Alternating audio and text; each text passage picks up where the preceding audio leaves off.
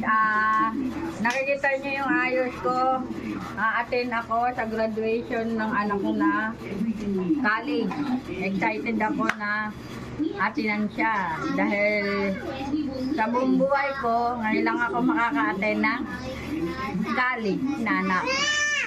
Na siya rin na nagsikap para makatapos siya.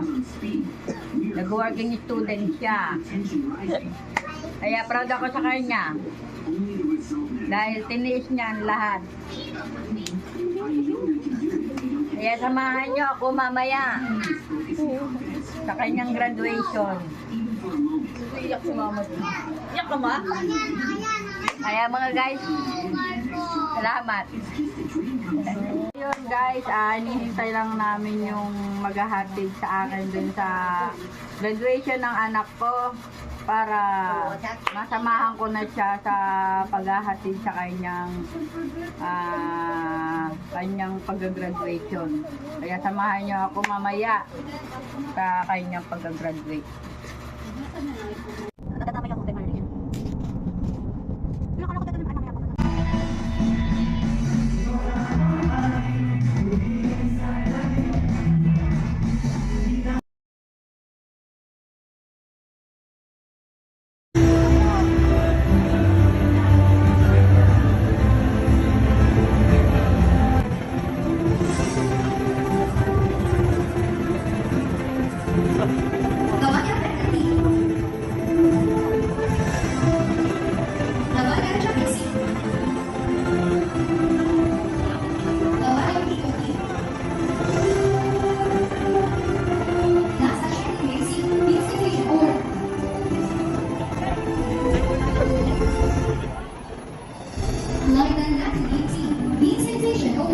Hey guys, so tapos na ako.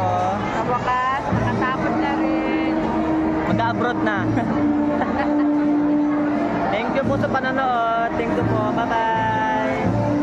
So yun, magpapalit na ang aking anak. Tanggal niya na yung kanyang toga. O diba?